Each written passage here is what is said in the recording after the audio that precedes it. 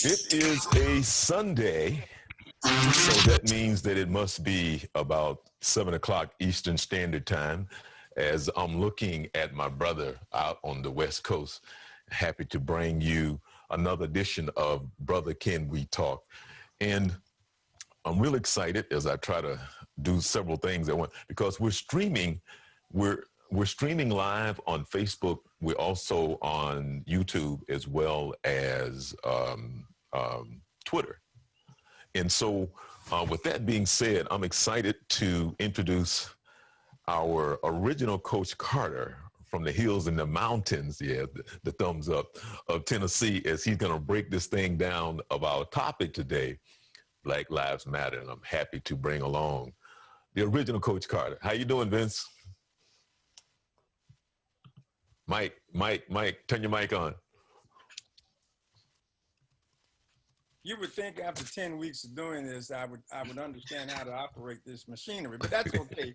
You elders don't get this. You young people understand. We're trying to learn to do what the elders do. So forgive me for being a young fella trying to get to be an old fella. Thank you for joining us. Welcome for another opportunity to have some provocative conversation. This week, we're talking about Black Lives Matter. Who does it matter to and why? Now, we have some subtopics we want to talk about today. There are 4 parts of this we want to have. We want to talk about sports, protests, past and present, youth, past and present. And on the second show, next week, we'll talk about civil and human rights, past and present, and legacy building. So we want to take these into 2 parts. We want to make sure we have an opportunity to have a thorough discussion. I would also want to do just a tad bit of housekeeping. If you have a question or a comment you want to make, please put it in the chat and we will retrieve it from the chat. If you have a question, we'll put it in the chat. We'll take it from there. I'm going to ask, because it looks like our numbers are climbing, that you try to limit so that I give everyone an opportunity to express his or her opinion. Try to keep your comments to 1 minute and I'll get back to you as frequently as I can. But if we can stay right about that, hit it succinctly and clearly so that we can get it out and have opportunity to have that dialogue going around and around and around. Ladies and gentlemen, brothers and sisters, kings and queens, here we are for a provocative conversation around Black Lives Matter. To whom does it matter and why? I throw that question out to you today. Brother Harold, I thought I saw you on there. Could you get that started for me? Black Lives Matter. To whom does it matter and why? Black lives should matter to everybody. The history of this country is replete with the loss of Black lives. It is starting back with the introduction of slavery, when Blacks were killed and nobody was there to answer for them. It showed a lack of concern for Blacks. Today, we remember that, and we say that we are somebody and we should be important to every facet of America because we build America. We were the backbone of the construction of America. So Black lives really matter because so many Blacks are being distinguished and so many other Blacks are being unfairly incarcerated, that those Blacks who are out need to be recognized. One of the things that we often forget in the American church, the majority culture practice forgiveness, and in the minority culture they practice mercy. So in the majority culture, it was traditional or expected for a white male or a white to be forgiven if he took the lives of a Black. The Black lives was not important, but the fact that the white male should be forgiven was important. We're saying now that Black lives matter. Blacks do not expect to be to give mercy anymore. They're expected to be on an equal plane.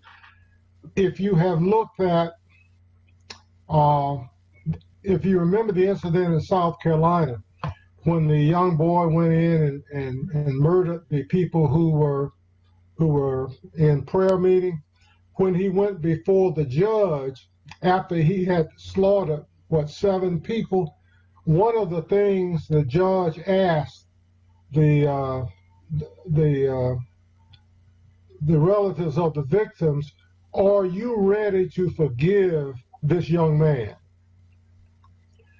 That's a typical response for those who have murdered blacks. The only thing we seek is forgiveness for them. We should get the same treatment as if a white was murdered. So this emphasis on Black Lives Matter means that the importance of blacks who are murdered consistently in the United States should make a difference, not to blacks, but to everybody. Black Lives Matter is not a movement. Black Lives Matter is a realization. We have 4 new people that are with us, and I'd like to go to Gary. Gary, could you share your thoughts on that? Hi. Yes. I agree with everything Sarah was saying. Back from slavery to the Jim Crow era to civil rights era, you know, our lives have a matter, and I know there's a slogan that likes to go around that say all lives matter, but all lives cannot matter if Black lives don't matter. I believe this movement, you know, it has started a long time ago. I believe that as me being part of the youth, it is our job to carry that torch over. It's my job as a father of a black son and daughter to teach them not only what we're doing now, but teach them the foundation what was laid. Because this has gone on for years and years and years, and so it's my job. It's all of our jobs to teach our youth. Spencer. And for us to Good evening, everyone. Hold on just a minute. To you know, tell them where they need to lead our future. Okay, Spencer. Welcome. Welcome. Thank you. Thank you. In my opinion, Black lives should matter to everyone completely. I have 20 years experience working with youth in my community. And that's something, you know, I try to instill in all of the youth that I work with, and not only that, but all of my friends and family. I feel like they've equated our lives throughout history to a dollar sign more than anything else. If you look back through history, a big part of slavery was economics. It was free labor. And when you follow the history and the trials forward, they've tried every way possible to continue that path through different means and regulations. So as we watch these things continuously happen, it's in part because we are now in a system that was never built for us. It was built before we were considered even to be human. So those are factors that come into play that originally, when we talk about, you know, law enforcement, they were there to protect property over people. So narratives have been built throughout time that continue to degrade us and mischaracterize us, and it's just being repeated and repeated and repeated until it's drilled into people's mind continuously to think that we shouldn't matter as much as they matter, because to them they're being taught that we're less than they are, which is absolutely inexplicably untrue. Christian. Is it Christian? Can't hear you. Good evening, everyone. Welcome. Can you? Great to be I here. can hear you now. Awesome. Yeah, I think first of all, I agree with some of the comments that have been made already. I think that Black lives should matter to everyone, and I think that at the point where anyone in the Black community can feel comforted or feel like they do matter is when the system that's in place in our country has equal equity. Because I think that one of the things that propel the Black community to continue to fight injustice, to continue to protest, is beyond just surface level things. I think ultimately it's when others within our country, no matter in what field they're in, provide equity for the Black community. When you look back in history, even at the time when, you know, Abraham Lincoln was president and they had the Emancipation Proclamation where they freed slaves. However, they basically freed the slaves, but they made everybody fend for themselves. Where when you look at, you know, America in the future, where you had Europeans coming and immigrating to the country and moving into, you know, New York and other parts of the United States, they were, you know, they were set up properly. They were set up where they were able to have homes and businesses. And in the Black community, the reason it's basically like this: they tell the Black community to, you know, get up by their bootstraps. However, if you're starting a relay race and someone gets a 400, 500-yard head start, and then you give the baton to the Black community and say, okay, you guys got to catch up. Well, that's not equity. And I think that in order for other, you know, for members of the Black community to feel like our lives do matter, is when there's a system in place where it's felt that they have equity, and equity is equal as anyone else. Darren. Good evening, brothers and sisters. How's everybody doing? I agree with everything everyone was saying. And as I was listening, a thought came to mind. I just had to write it down, so I made sure I caught it and kept it. And, you know, Black lives do matter, definitely, to everybody in this society here in America and across the world. You know, we've brought so much, you know, to society in all aspects. You know, a lot of it was hijacked. We know a lot of our intellectual and productive equity has been hijacked, and, you know, others people take credit for it. But it seems, you know, with Black lives, it's not our fault, because we struggle and we continue to maintain and we continue to achieve despite everything that they put up against us. You know what I'm saying? The fault, I think we all know, and this is a thought that I had, lies with the white people, plain and simple, because, you know, they seem to, because I had to write it down, they seem to have a need to feel like they allow a place for Blacks in American society. You know what I mean? And that's the issue, I think, is they seem like they have to allow us in this society, just like they brought us over here and they had to make a way for us to be productive for them. You know, and I think a lot of people still carry that.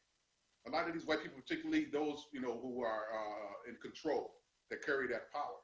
You know what I mean? But see, Black lives, you know, we know that we can control our own destiny. You know, if the playing field is even, we can do anything and everything and achieve. But even with the playing field being uneven, we've been able to achieve greater things than they probably even anticipated. So, you know, Black lives matter, you know, whether you're looking at sports or entertainment and stuff like that. You know what I'm saying? Those I think are the areas where they feel like, okay, they allow us, you know, say, to come in and partake. Early on, that's what it was, you know what I'm saying, with integration and all that other stuff. But definitely Black Lives Matter. If it wasn't for Black Lives Society, it wouldn't be as great as it is today, period. Okay. Brother Pearson. Can't hear you. Gotcha. Okay. All right. I just, you know, everybody's on point with what they're saying, but I just had a memory of when Al Gore lost the election to Bush, and how disappointed we all were, because we felt like that election was stolen. But I think if Al Gore had won, we would have never had Obama. So when Hillary lost to Trump, we always like asking God, why are you doing this? What's going on? And I think that out of all these storms and all these things we go through, a lot of times we have to realize that the positive things that come out of here, because the climate that we're in right now with the COVID, with President Trump doing and spilling the racial hatred he's been spilling for the last 3.5 years, I think that created the perfect storm to lead us out of where we were to where we're heading now. Because even though I grew up, my father was a civil rights leader during the 60s. He died in the 60s, and he's been recognized for a lot of things he's done in Florida and in Jacksonville. But the thing is that even with my background and my sensitivity growing up, I still have been enlightened to such a higher level now than I've ever been. And that same thing bleeds over to everybody, white, black, everybody has a greater sensitivity for what we've been through and what we've struggled. And I've learned so much more Black history than I even knew, like I said, with my background. And so I think we have to have an appreciation for what we're going through right now and try to understand that God's in control and that we are going to move forward and be in a better position than we were. Thank you. Marla, welcome, and thank you for your patience. May I hear from you? Welcome. Thank you for inviting me on the show.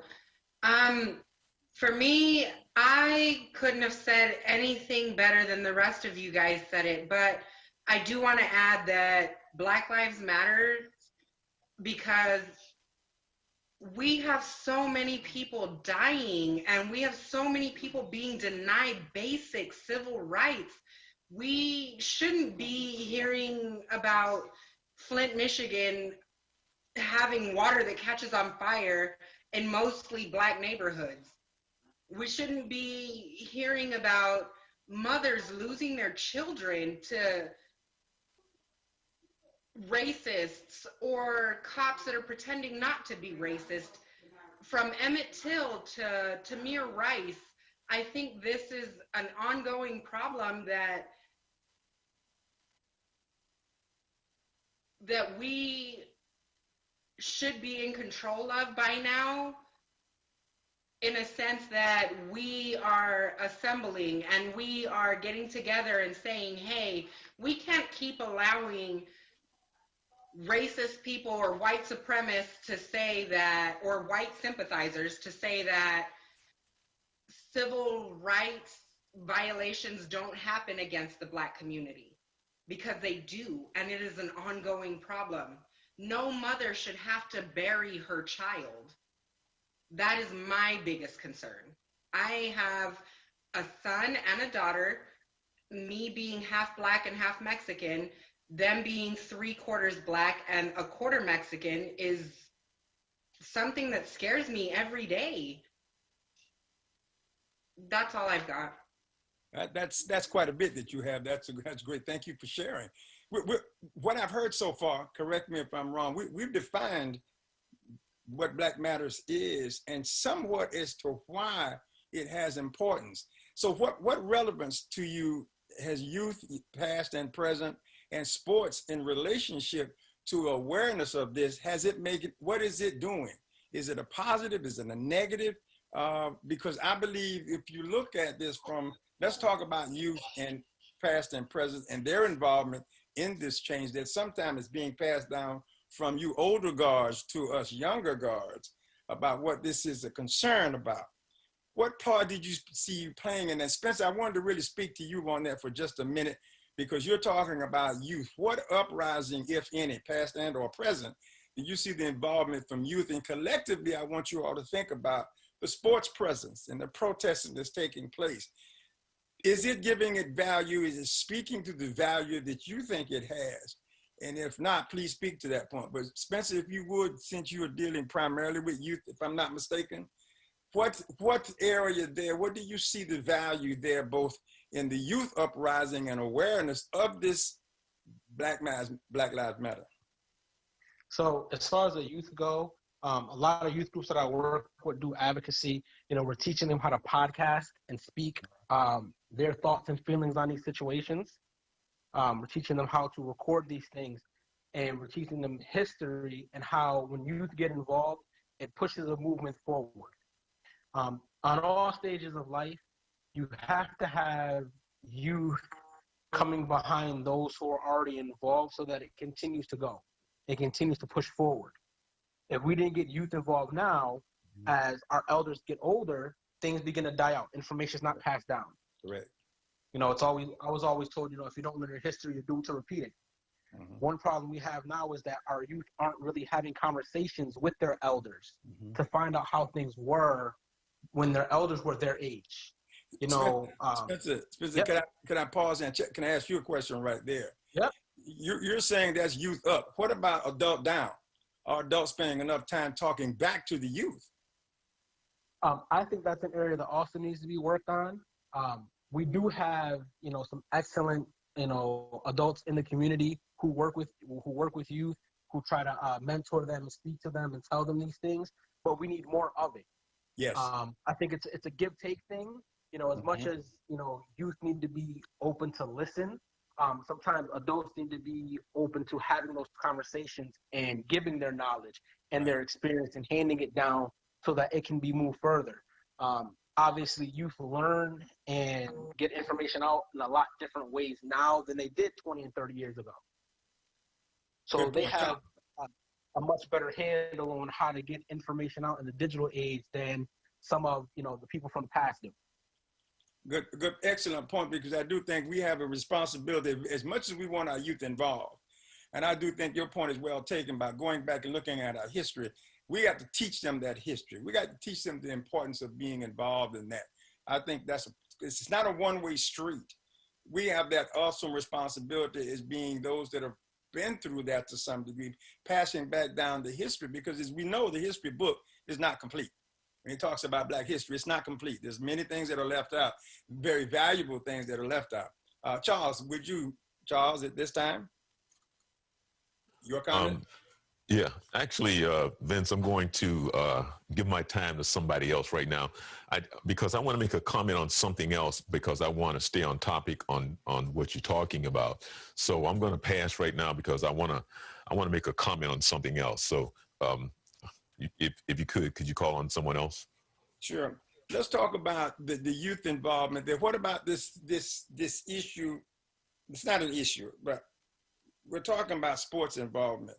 As you all very well know, and I want to talk about two things when I talk about these sports issues. We're not talking enough about the queens that are involved in this Black Lives Matter concern, what exposure they are having, what impact and footprint they're leaving in that, and what's happening in the sports arena. They've had work stoppage across the sports spectrum to bring value and acknowledgement to this. And where did this start from the sports arena? Many of it started in the WNBA. They were the first ones to start speaking on that. Started in the girl soccer last summer, and that program. What impact, if any, or value, if any, do you see sports being involved in this, both past and present? Chris, sorry about that.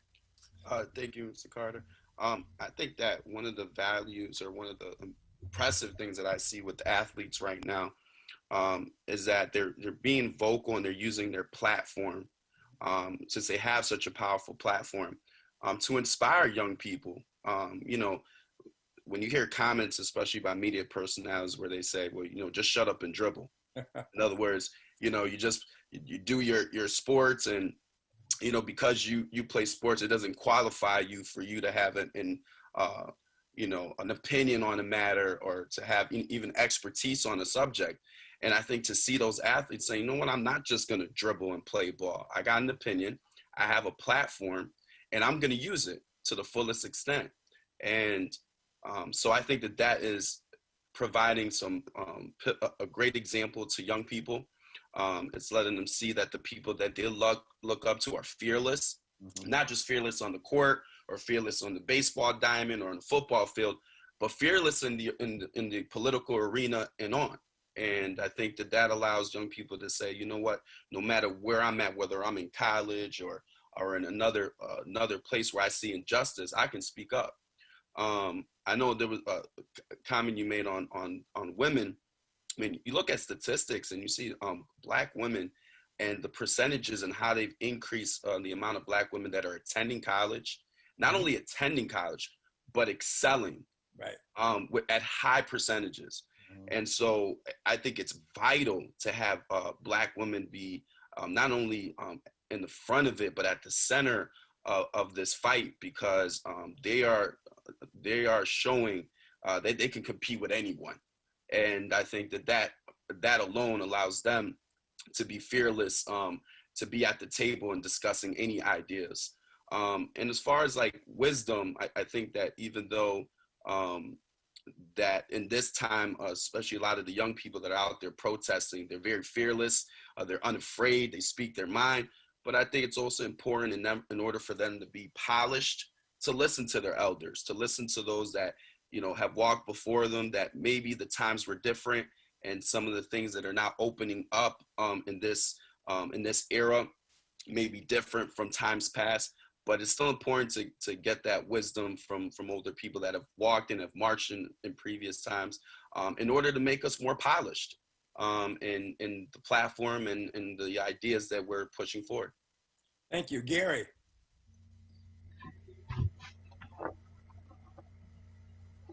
Yeah, so I think, you know, it goes back to Colin Kaepernick taking the knee.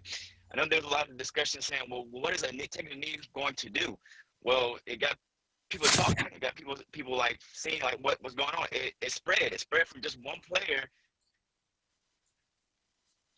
to three players, to from football to NBA to soccer. So it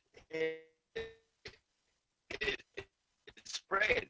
And I think now a lot of athletes know that it's not just enough for them to play. It's not just enough for them to make money anymore. Okay, they see what's going on in their community, and they know that they have to step up and do something. So, for them to use their platform to be done and should continue to be done.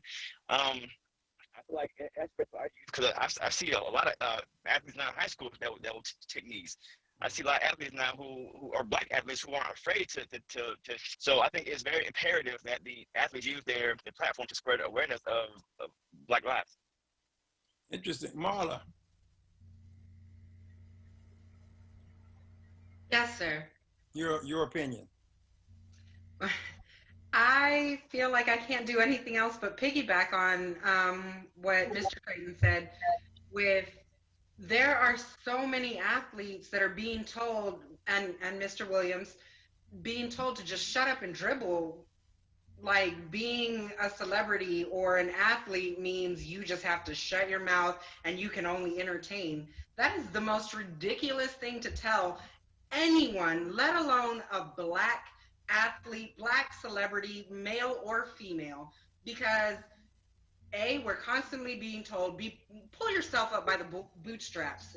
Then if we sit there and we're quiet because they tell us to be quiet, we're losers. We don't know how to help ourselves. We don't know how to help our communities, or we're refusing to help our communities. And it's a paradox that black people or people of color are stuck in. You're either supposed to sit there and be quiet, or you're supposed to be an activist, but you can only be an activist as long as you follow the rules.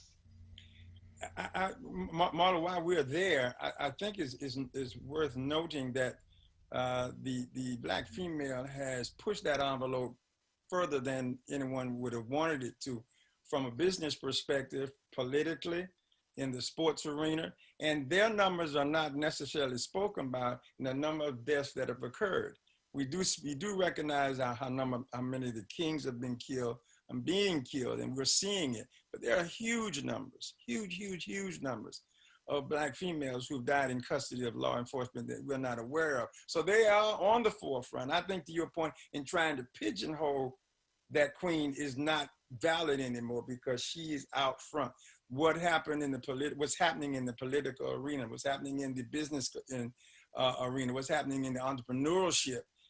The queen is pushing forward and making great strides. So she's breaking out of that. And I think what we're seeing, and you all may comment on this as you go forward, we're seeing a collaboration that was supposed to be set in the framework of relationship that is growing outside of relationship, going into we together moving forward as a unit to have an impact and leave a footprint in the lives that we live and those that come behind us. Is that close? Do you agree? Because that's what I think I'm seeing. A lot of that household is getting stronger. They're coming together as a unit. They have their different interests, but those interests are becoming a collaborative interest to make a difference and create a footprint. Yes, sir, because we have to sit back and listen to white women say that they're mama bears. Black women are mama bears. Women of color are mama bears. We become absolutely primal when we have to protect our children. We have to protect our husbands. We have to protect ourselves. We have to stand by our husbands as they're protecting us, protecting our children. This is not a new phenomenon. This is just something that America is pretending to now take notice of, that Black women like to fight for what they believe in. We're not just out there rolling our necks or rolling our eyes or getting loud just to get loud. These are things we're doing because we are standing up for what we believe in, and we're standing up for our families. I agree. Now, let me go back to it and go into this sports thing, Brother Harold, and looking at how sports is taking such a serious stance across the sports spectrum, both male and female, and this impact. Valid, invalid, purposeful, non-purposeful? I think it's valid, and it should be purposefully. I don't think it's intended to be purposefully now, but I think it should be. I am so proud to see the Black athletes of today take charge. The Black athletes of today are those who have built white universities.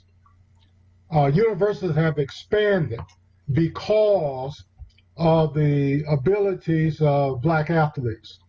They are way outnumbered, especially the NBA. They are well outnumbered, and they are using their intelligence now to gain more power. And I think that is something that we need to recognize, and that's something we need to commend them for. Colin Kaepernick brought a new awareness to America by kneeling, especially to Blacks. But Blacks have never realized that. How many of you have read verse 3 of the Star Spangled Banner? 1.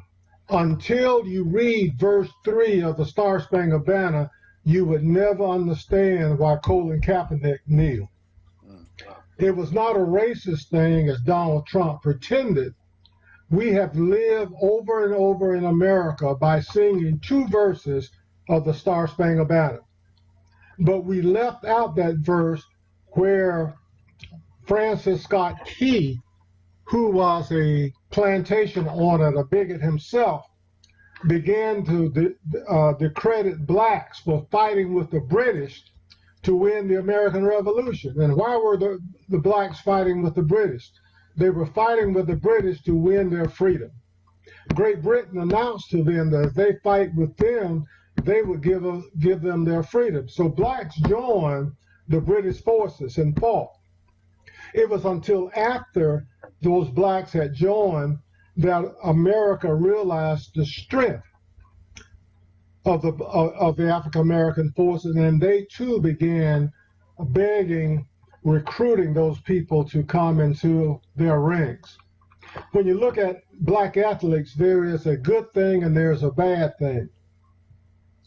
In the 1960s, if the talent had been there as it is today, Tennessee State would have been strong, not University of Florida.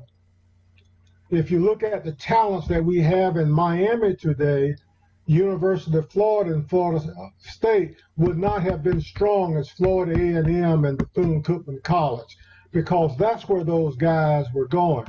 The bad point is the same thing, very likened to integration. Integration was good for America, but it was bad for the Black community because it voided entrepreneurship, it avoided Black businesses, it avoided Black schools, Black physicians, Black grocery stores. It was good for America, but it was not good for us. And this is why today we continue to tell people Black Lives Matter, because of the influence and because of the resources that Black Americans have given to America in sports and in everyday lives. The sport world would not be as glorious as it is had it not been the abilities of Black athletes. Thank you. Thank you. Good point. Let me Darren and Brother Pearson, hold on just 1 second. Brother Ty, how are you doing today? And welcome. I understand you have a comment. Yes, thank you. I kind of trying to piggyback on what we talked about a few times. I just want to quickly reiterate. So, Go right ahead.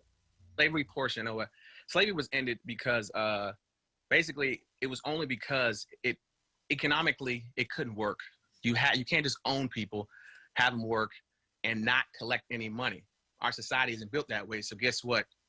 In order to maximize the amount of money that the state is taking in and the country's taking in, everyone has to pay and put their share in. So it had to end that way. And it's not that they freed us because they wanted us to flourish or anything like that. It just couldn't. There's no way, we could have kept on going the way it was, where certain plantations owners were the only ones who were paying their due. Everybody has to pay their due for our society growing. It's worked. The problem is that I don't see where the change actually happened at. I don't think the way, we talked about the Star Spangled Banner, the verse is, our country is deeply rooted in, it was founded in slavery. Right. Europe, kings, queens, it was always a stature, a place. Even with non-blacks or Caucasian in their own self, there's always been that. So I'm African. I'm the first descendant of America here. So I'm looking at it from a totally different perspective of like, wow, like how can they change it if there's no way to change it when the way society is built on racism, like every part of every facet of it. And like, so I'm also in the military, been in for 21 years.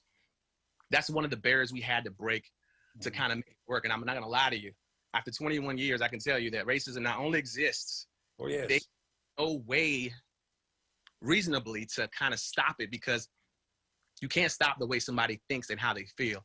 You can't change it. Brought up that way. My daughter, she loves Barbies and everything, like she sees the hair and everything like that. She's taught from a young age that's the definition of beauty. So they don't see it, and it's sad because I'm like, I got to take them home, let them see Africa, let them know they're people, for them to actually love it or respect it. And like I said, I just don't see how we're going to get that change. And I'm not saying nothing wrong with Black Lives Matter. I just don't see how we're going to get what we want when in all actuality, we're founded in it. We're rooted in it. Like, that's everything. Good point. And I would share this point with you as it relates to that plantation thing. That was part of the concern from the sports arena, that the owners were attempting to treat their so-called employees as if they were plantation employees, as opposed to individuals who could think for themselves. And because then they instituted, that was instigated from the administration, a political thought, not that of a human right thought. Because the Constitution says you have the right to protest for right. And all they were doing was acknowledging that. So that's that same mentality that you speak of. A good point. Thank you so much for that. Brother Pearson. Can't hear you. I want to speak a little bit on, just for a quick minute on, sure. on things that we lost through integration. I think that with any battle, there's going to be some casualties. There's going to be some losses and some wins. And we've actually been in war for our rights. We've been in war for the fight for our lives mattering. And the casualties we lost with the depopularization of maybe HBCUs and other things were a necessary casualty for integration. I think our communities were going to lose some things when you did that, but part of what our communities lost was, as we became more upwardly mobile financially, a lot of our families moved to the suburbs and moved to other areas, and we took those resources to those areas that we can now live in because of economics. So I think that just to cut across the field and make it short, that overall those casualties that we made and lost in those wars were well worth the sacrifice. Yeah, good point. Brother Darren. Well, Brother Carter. Yes. The casualties, there were casualties lost, but those casualties actually strengthened the white community, because the white community has never, ever identified racism as a sin. The American church has never identified racism as a sin. They looked at the casualties that blacks lost in integration as a gain for themselves, not a defeat for the black community. So everything that we lose is a gain for the majority culture. And it also encouraged the majority culture not to take steps to better things. The majority culture still expect blacks to forgive them. They don't expect blacks to force them to change things. They just expect us to forgive them of their atrocities. Black athletes and us need to force the majority to realize that that thing they say about forgiveness and repentance is something that is true, and they need to do it. They can't continue this philosophy of asking the minority culture to forgive them. There has to be a change, and until that change comes, things are never going to change. Good point, Brother Darren. All right, you know, I agree with everything that's been said, and just to get back to the point that you were talking about in regards to the athletes, in particular the women, you know, they've you know our sisters, when they get it in them, it's done. They're going to be focused and they're going to push it. You know what I mean? And they're not going to back down from nobody. You know what I mean? And that's something that's been bred in them since slavery.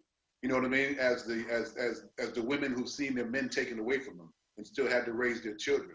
You know, so that's just part of who they are, the makeup. And see, that's the one thing people don't really understand. I don't think our counterparts understand, is that all the tribulation that we've been through have made us to who we are today, strength-wise. You know, and we see things in a particular format that they can't they can't really understand. You know, and the athletes, so far as, you know, the brothers and the sisters out there that, you know, to me, it goes back to that when you were talking, I think it was the sister was talking about it, you know, it's just like, it goes back to what I said earlier about they allow you a place, you know, when they talk about shut up and dribble, you know, that's that place they allow us to be in, you know, for their benefit, but for us too, say, okay, well, you guys can do this, or you ladies can do this, you know what I'm saying? And basically that shut up and dribble thing is about, listen, y'all getting paid, why? You part of us now, you with the money crowd, you know, it goes to that caste system. You know what I mean? So they figured since they elevated themselves to being millionaires, you shouldn't be worrying about the problems of the people behind you. You know what I'm saying? And collectively, that's not who we are. That's not who we are as a people, you know, for the most part anyway. A lot of them are going to go back. And I guess it goes back to the 60s, you know, the 70s when, you know, when you had Kareem and Ali and those athletes came together. But see, they were few in number. The number today is so much greater, and the impact could be so much stronger, just because of those numbers, you know what I mean? And, you know, but what everybody's saying is, you know, is well and right, you know, and in regards to the way that they, the integration thing, man, Brother Harold, you hit that thing right on. I've been believing that my whole life. Integration was good for them, but bad for us, you know what I mean? And it's every time they tried to separate us, okay, I'm gonna use Black Wall Street for an example. They tried to separate us, we still prosper. And they can't stand it, so they rip it down. You know what I'm saying? It's cyclic with them. They just let you want to get to a point, and then, you know, and then that fury comes out in them, because it's like, I'm just gonna be blunt, that damn, we can't kill these niggas for nothing. They still prosper. You know what I'm saying? And that's just the mindset I think they had. And they can't help themselves of it, because that's what's been inbred in them since those days, and continuing on till today. You know, as the parents bring them up, there are those out there that still maintain that mentality that's been brought down to them. So the struggle is going to continue. You know what I mean? I agree, Darren. Well, one of the things that, and good point, Darren, and here's a point that I want to inject on that, because I think we're in a very good place right now. But I want to interject the thought that this is not new. There are some similarities here that we need to recognize and be aware of that this fight that we're talking about, and to what we're engaging. I would throw this one analogy going to the sports, is really what we was talking about, is that you remember when Alabama was playing and they played against USC, and all them black brothers that were up, it just ran up all over, and Alabama was a dominant. Now, you want to talk about change. You want to talk about understanding and accommodating. Bear Bryant stood up afterwards and said, I got to get me some of them. And he got to get me some of them boys. That's what he said. He's talking about black ball players. And for that time, he integrated a totally segregated opportunity because it was to his advantage. Now, the challenge was and that I think those brothers that got that opportunity across that spectrum was to advance that thing. And that's what we're talking about now. If we're given all the steps that we've taken, how much these athletes are standing. I don't think 10 years ago, you would have had a work stoppage across this plane. White and or black, not 10 years ago. But now there's a different mindset that gives it. I wanted to interject that because that is really what you all were talking about. And that's one of the best sports analogies I can think of, is that it said that I got to get some of them because I got to win. And I don't care what they look like. I don't care what they do. I need them on my side. So that's accommodation because it's to an advantage. At this time, brother Edwards. One quick point, Mr. Carter. Go ahead. Do you think there would have been a work stoppage had it not been for this pandemic and the crisis that it brought about within the NBA and all the other sports? If everything were regular, do you think there still would have been a work stoppage? No. I don't think it would have been as massive as you see it today. I do think we were working our way toward that in smaller groups, but not in such a massive thing, because the heartstring of many people are being pulled now, because this is not 1960s. That's black and brown and yellow people out there, this protesting, not just black people. It's black, brown, and yellow. And we're talking about mothers that have black children, who have black husbands and fathers and wives and stuff. Everybody's a human. I don't think you ignore the human factor, but specifically, you can't be human until you acknowledge the black lives that are out there. So yeah, I think it would have been not yet here, but it may have come later. But I don't think it would. I think that helped, all of that helped to bring that forward. Brother Edwards. Yeah, thank you, sir. I mean, great points that have been made this evening. One thing I'd just like to share is that our lives and our vigor and our enthusiasm, our greatness didn't start from our oppression during slavery. It started thousands of years prior to us even being captured and brought over to this country. So the reason why we're able to persevere is because it's already in our DNA. And the fact of the matter is, when you have the lower thinking individual controlling the masses, then what you do is sometimes you succumb to the pressure. And I think it's more fear. And if we look at how they controlled us during those particular times, it was based on fear.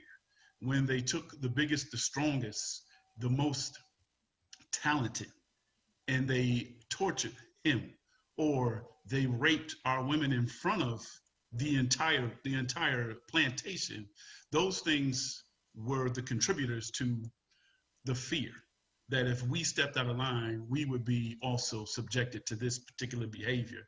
Now, when we talk about sports, we have to realize that we're cut from a different DNA. We're cut from a different cloth.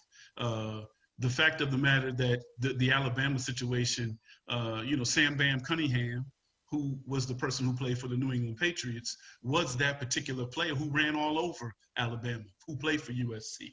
We got to look at the sports prior to that. We got to look at the Paul Robersons. We got to look at the Jesse Owens. We have to look at all of those individuals who came before talking about a particular period.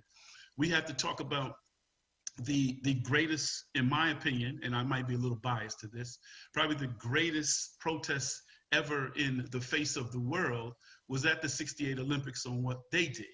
And especially what Dr. Carlos and Dr. Smith did.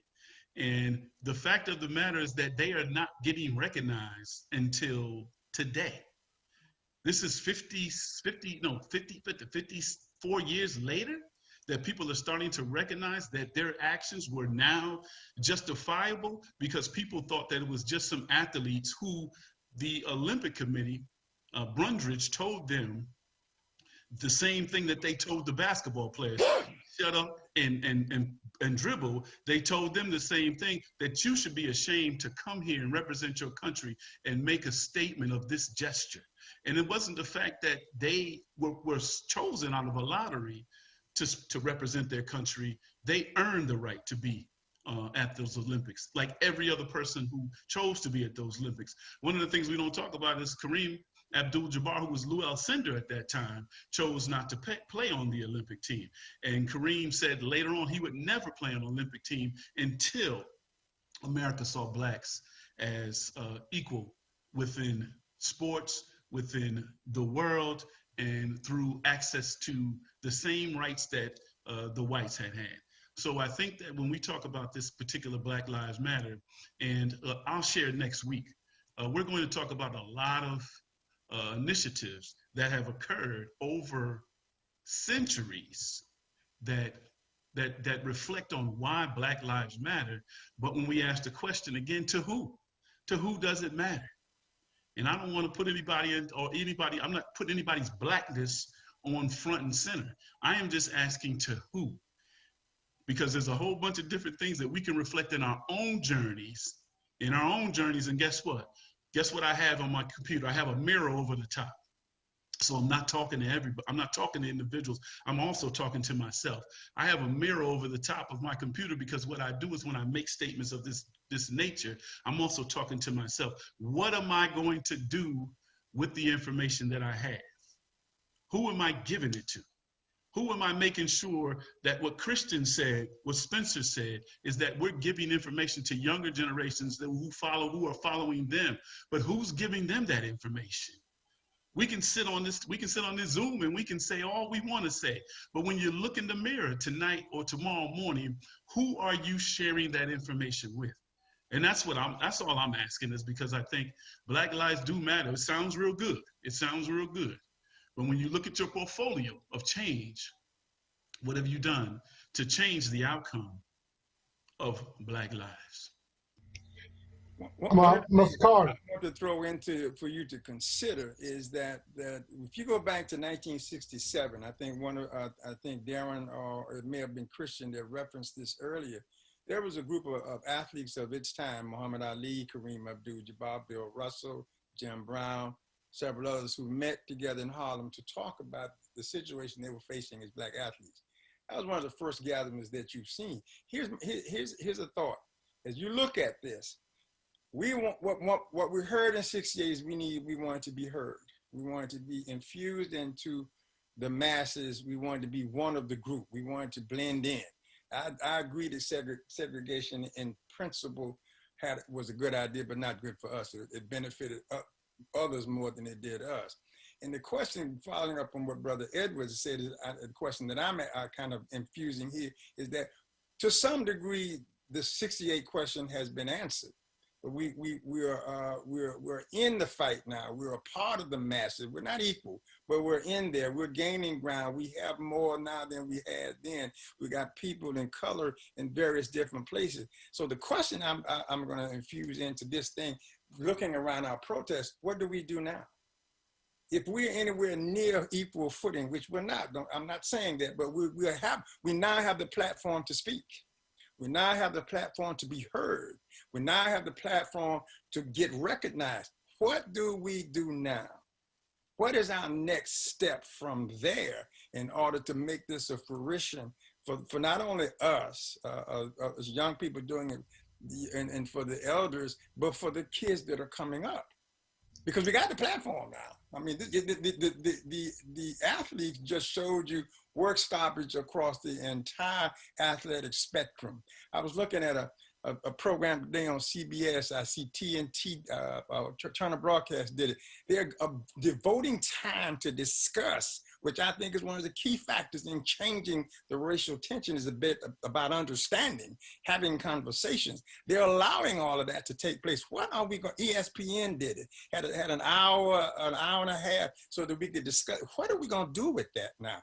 One of the key points. This is looking at this protest and what are these guys saying to us? There's a common thread that you're hearing right now in the NBA. November 3rd. November 3rd. We got to get out. We got to take this platform and move forward. Are we moving forward? Are they protesting for nothing? Are they making a point? Is it making a difference? They've got awareness. People are talking about it. Brother Harold, you had a comment. Black Americans have taken the last stands that the white man have had. Some people realize that. Donald Trump realized it because he used fear now to incite violence.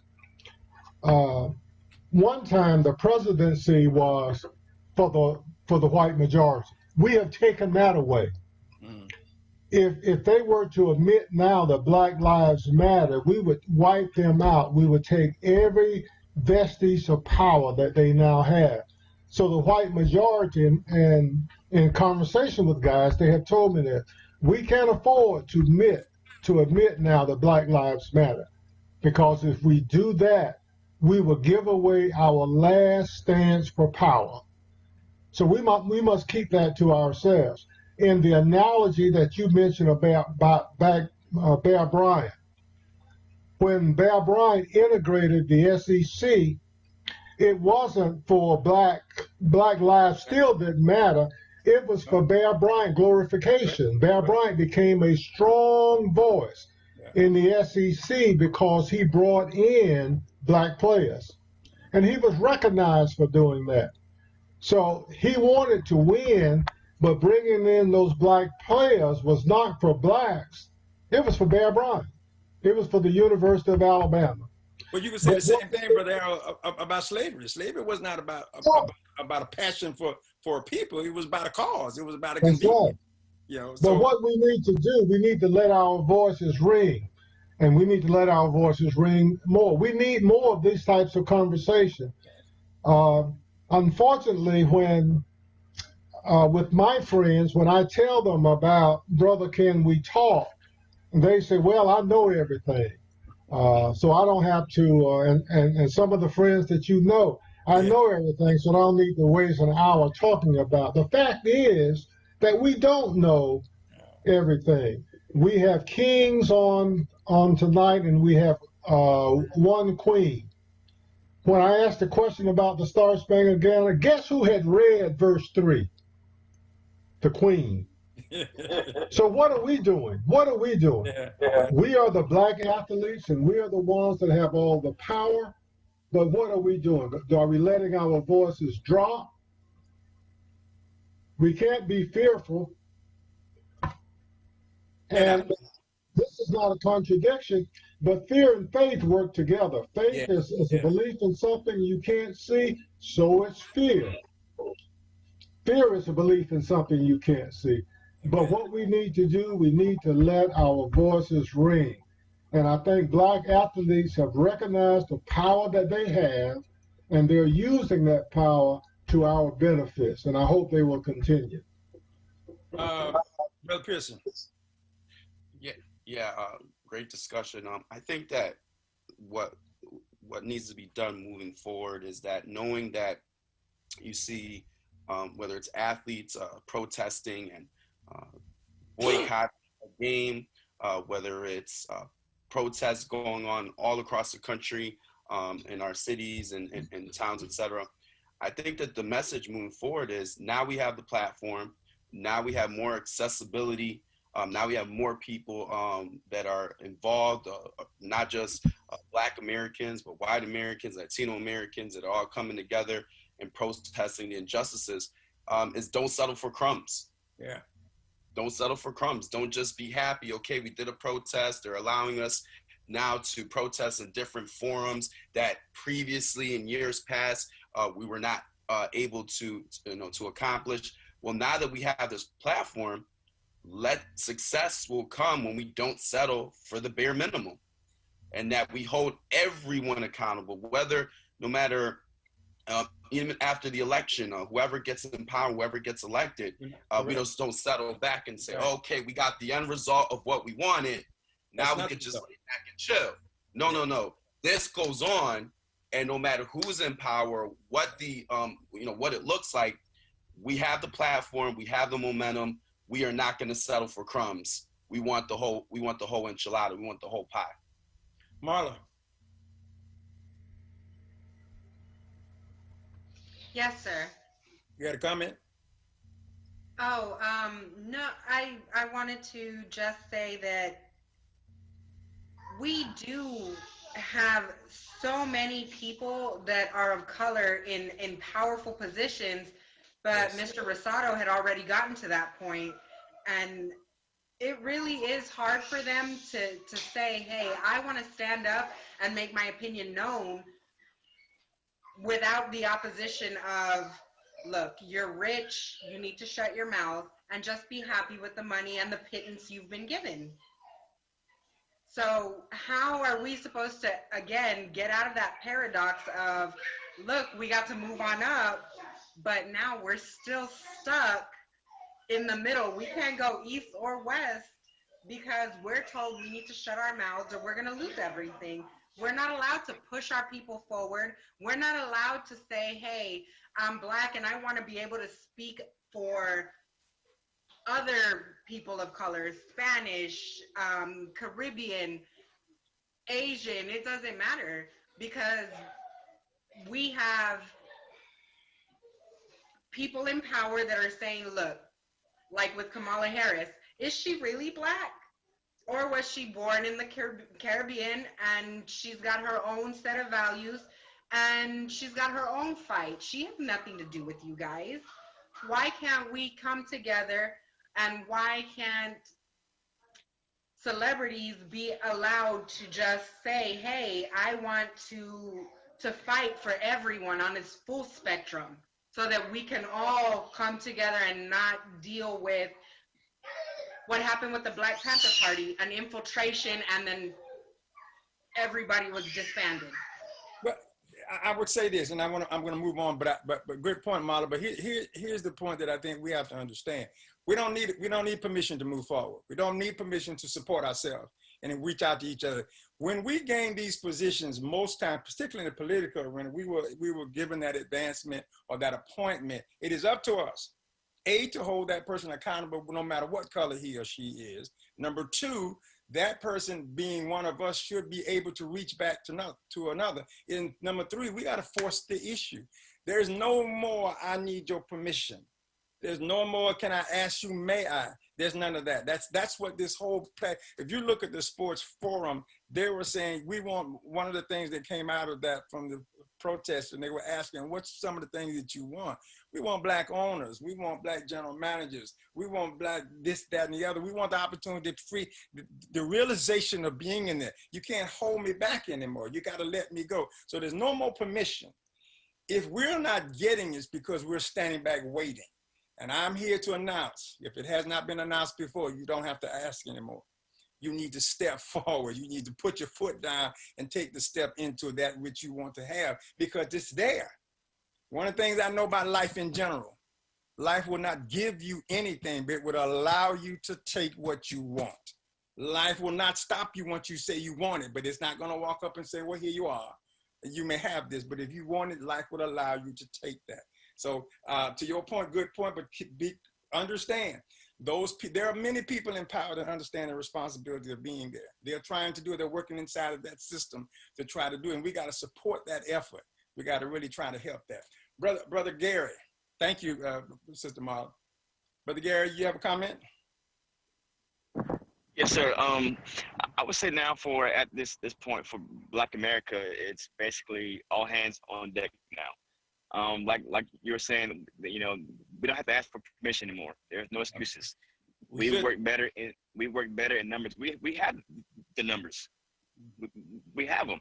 The only problem is fear. It's fear to speak out. It's fear to say that I'm black and I have a problem with the way I'm being treated or the way my brother or sister being treated. And I think at the end of the day, we need to hold each other accountable. Yes. Also, we need to let each other know that, hey, I'm here to support you and what you're trying to say and what you need to do. Correct. Support. Yeah. As much as we hold them accountable, we need to support them. We don't want to create a discipline system, because what I hear frequently is we need to hold that brother accountable. But not only do I agree, but we also need to support that brother with the same enthusiasm that you want to hold him accountable for. Don't double standard it. Don't double stand. That was one of the criticisms they had of Obama. Well, he didn't do enough. He did what the system, he had to work was inside of that system. He didn't do, he made some decisions I didn't particularly agree with, but I support the man in his effort to do what he thought was right for us all.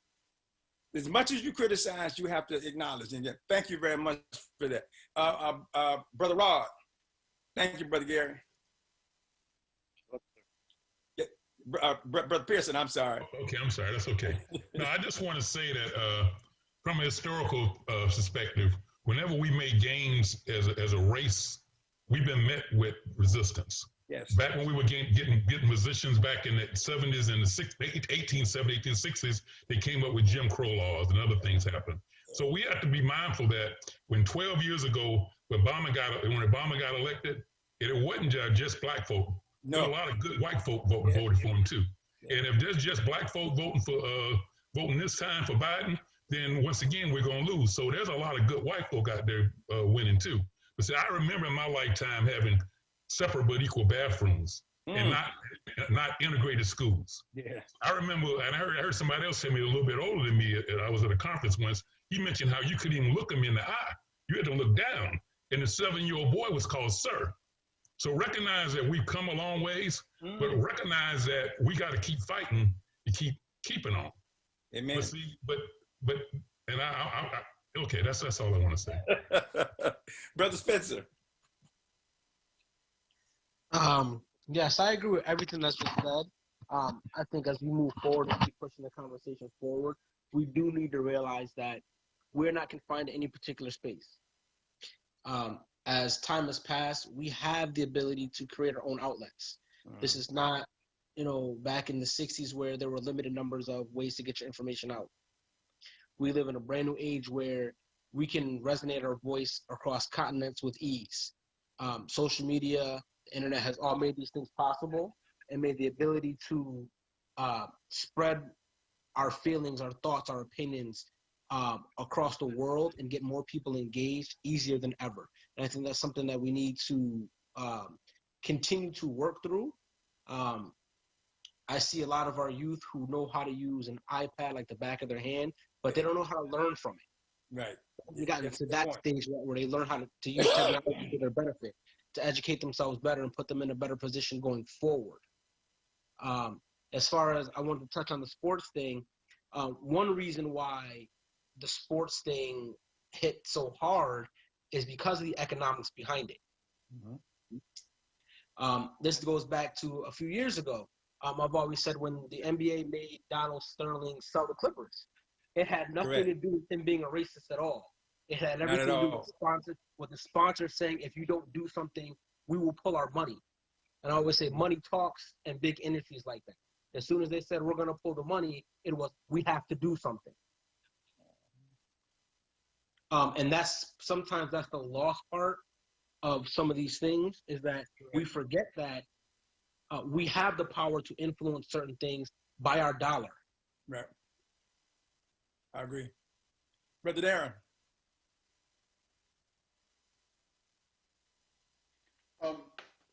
Well, I mean, I really don't know what to say unless you summarizing, because if you had a thought, said up to this point, you know what I mean?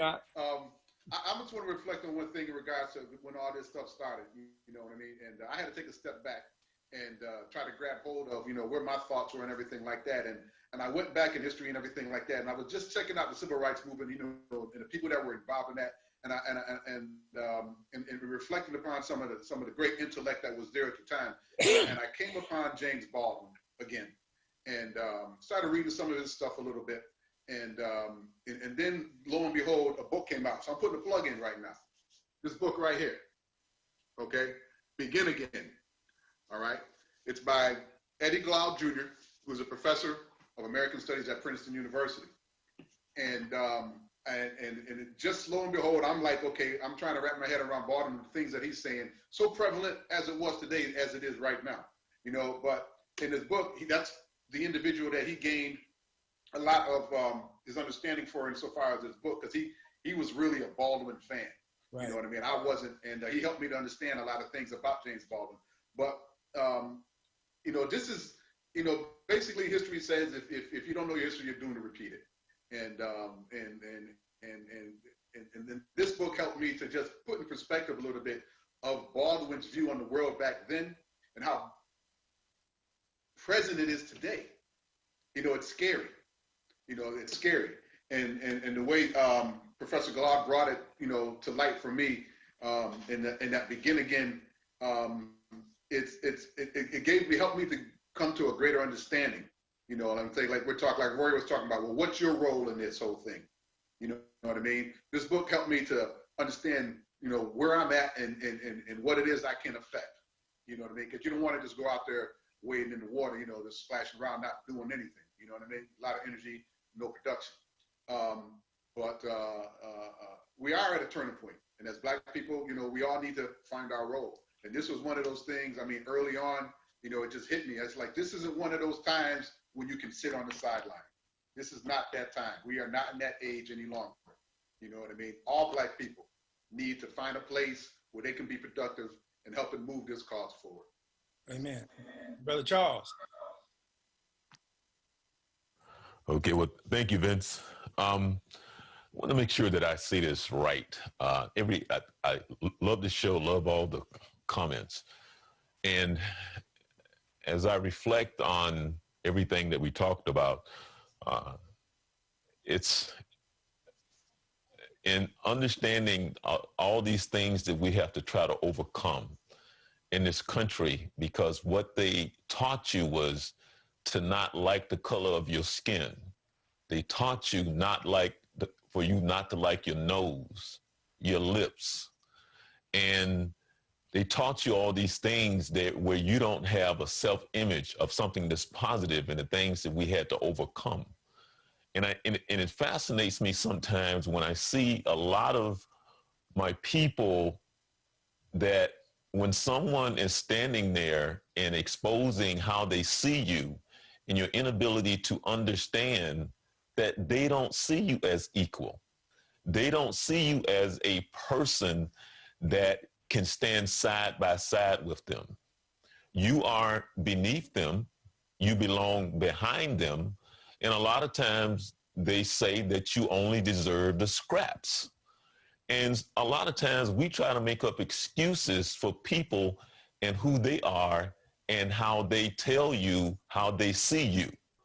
And so there's nothing new under the sun. And so with all the things that we have had to overcome and been great at it because God made us equal, it's just sad sometimes that it's right there in our face. And a lot of times, a lot of people are not evil people and they don't mean no harm. It's through their ignorance and what they have learned. But there are a lot of people who truly believe that it's better that you hang from a tree than for you to exist. But there's so much of us in the sense that we have to overcome just liking ourselves. And I'm so happy to hear a lot of what was said today. And it's very, very encouraging. And before I leave, I want to give a shout out to a friend of mine who I've been knowing since I was 5 years old, Gregory Wingard, who's watching on Facebook. And we got to have that brother come on because he would have some great stories to tell. Blessings to you and blessings to everybody. And thank you guys for taking the time to come on. Brother, can we talk? That's all I got for you, Vince. Okay, listen, here we're great. Thank you, Charles. Here's what we got. We got a few minutes, so I'm going to ask you, I'm going to plead with you that this is our lightning round. I need you to give me a quick closing comment. And now to implore you, you got 30 seconds. Brother Darren. I just gave you mine, I'm good. Okay, Brother Spencer.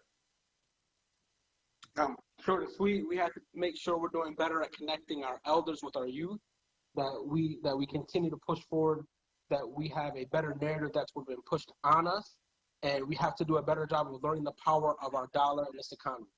Thank you. Brother Rod. We just have to make sure that we're strategic in what we do and understand our every move. Thank you. Christian. First of all, it was a great discussion. I definitely learned some great perspectives tonight. I just would say that, just continue the momentum, continue all of the things that are progressing as far as the movement, continue to believe in what, is being fought for, continue to fight for equity. And, one of the last things I want to say is that I hope that one day when there's anyone in the Black community that's successful or is great at something, that they don't say, well, he's a great Black basketball player, a great Black scientist. You know what? He's just a great scientist or a great doctor or a great, because we're equal. And when we get to that point, I know we're in a good place. So thank you for having me on. Thank you for being here, Brother Harold. Black lives do matter. Preach it. Amen. Sister Marla. I'm looking at Regina. I want to say Regina, Sister Marla, your comment. I've got nothing. I'm just really grateful that I was invited on the show. Thank you, guys. You are invited to come back anytime, and we're glad to have you. Brother Gary. Thank you for having me, and I want to kind of reiterate that we all need to continue to educate ourselves, learn, and stay ahead of the curve. That's the only way we can really fight and stay up, is to learn and stay educated. Thank you. Brother Ty. Thank you, Brother Gary. Brother Ty.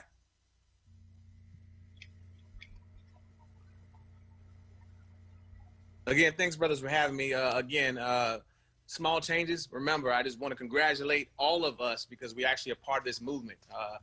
It hasn't happened since, the Martin Luther King era, Malcolm X era. We're actually a part of this, and we're actually making some progress. We just got to be steadfast and continue going. That's all I have. Remember now, next week, we will be talking about civil and human rights and legacy building. So please join us. And when we continue this conversation, the Black Lives Matter, does it matter, and to who does it matter, and why? Thank you so much for joining us. I greatly appreciate it. I'm leaving invigorated to continue my fight and to join you in the fight, that we will continue to fight for what's right. May God bless you and keep you. May all my kings and queens be strong in their throne, push forward, and more importantly, set your date and time for next Sunday, same time, so that we can, brother, can we talk? Thank you. God bless.